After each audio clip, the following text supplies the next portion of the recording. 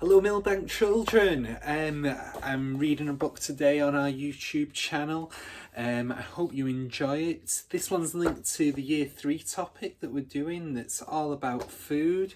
It's called Growing Good, and it was written by Bernard Ashley and Anne Wilson. So I hope you really enjoy this. So let's get into it, eh? All right then. Whoa. So, all his life, Samuel had lived in the shadow of the box factory. Now, each morning for 4 years, he'd woken up to its brick walls. Till one day, the factory closed and they knocked it down.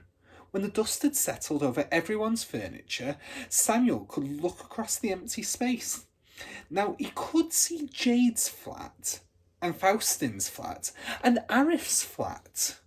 And he could see the sun shining down instead of just shining on, and the rain falling from the sky instead of just running down the factory walls. So, what's going on in its place? His granddad Jess wanted to know when the planners came. We don't want nothing taller. No plans yet. We'll see what people want, he was told. But it's got to make good use of the space. But Samuel enjoyed having the space with nothing on it. It was a football pitch one day and a cycle track the next. It was a firework display and a fairground, and then it was just a space again. One day, when Samuel was going the quick way across to Jade's, he suddenly stopped and pointed to something he'd nearly trodden on. What's this, Grandad? He shouted. Peeping up through the dusty soil was something growing, a tendril, a plant, taking a shy look at the world. Don't know what it is, Grandad Jess said. Samuel left the plant and ran out to play with Jade, but Grandad Jess kept it in his head.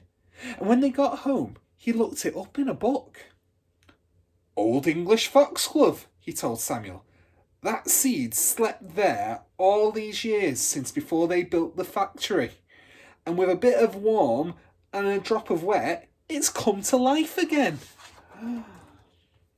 He sat in his chair and told Sam about old plants of St. Lucia, bananas and orchids and bamboos and hibiscus.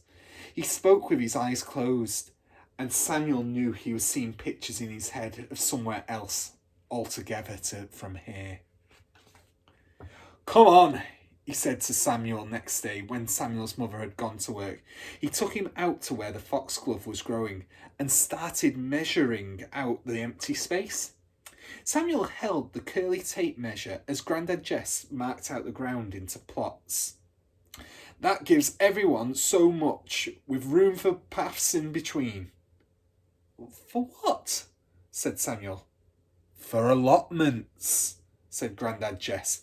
He put a rope around their own plot, and the two of them started digging. Copying his granddad, Samuel pushed down with his foot, pulled up with his hands, and only stopped to watch the worms.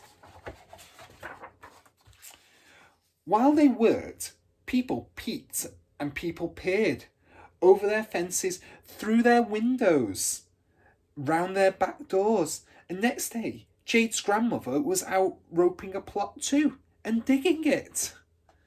But Steve Trott from next door didn't want gardens. What we want here is somewhere to put our cars, he growled. A decent car park.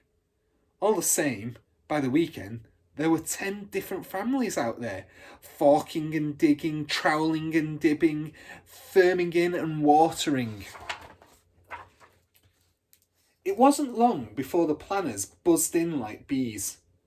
Good use, they wagged their fingers. What other plants you got? Grandad Jess asked, as Samuel carried a watering can to Jade's row of seeds, and Arif found some string for Samuel's St. Lucia beans. I've got plans, declared Steve Trott, wanting to know how soon a car park could be rolled out. There's no final decision till later this year, the planners said. You'll know at the end of the summer. So you can come back and see us then, said Grandad Jess. When my fennel comes up, I'll give you some to flavour your fish. If you find somewhere to park, Steve Trot pushed in. But week by week, more people, they dug plots. Grandad Jess drew up a plan and put it on his fence. Steve Trot put up a paper for people to sign. All who want a resident car park. Samuel didn't notice any of that. His eyes were on the strip he'd planted with his seeds, watching for his St. Lucia beans to start to climb. He watched and watered, and when he thought he saw something which didn't belong, he weeded. And up the strings grew the beans with another plant in the spaces in between. The spring went into summer, people all out there on their plots, old and young. There was laughing and music and the pronging of forks and the lifting of spades, but never much shouting, except from Steve Trot if a bee came his way. And still, he went round the houses with his papers. When people weren't keen, he told them how cars could get scratched in the road, after which some of them signed. Then Samuel helped Grandad Jess go round the allotments with a paper of their own, an invitation to run to a charity day at the end of the season, and everyone they asked signed his paper. Meanwhile, plants started to grow all ways, helped by words of encouragement from the gardeners, and those plants must have understood, because when the summer sunshine gave off its true warmth and the rain felt soft, the plants began to flourish.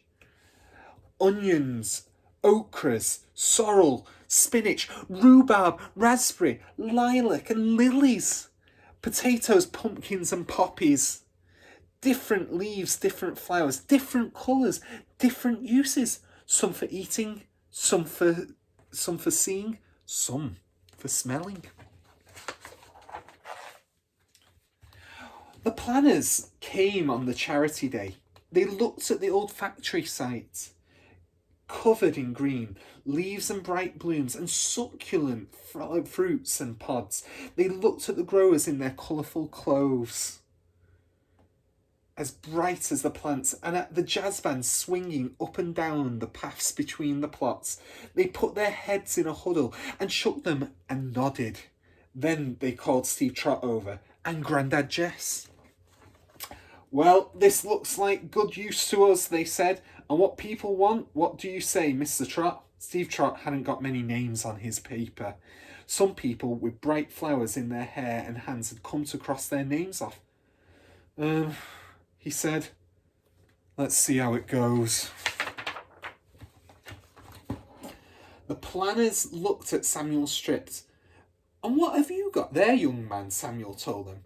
Beans from St. Lucia, and in between, old foxgloves and what was growing here before. That's nice, they said. Just see him there, deep into the plants.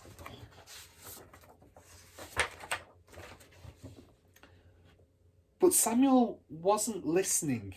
He was off with Jade, dancing behind the jazz band in the allotment celebration.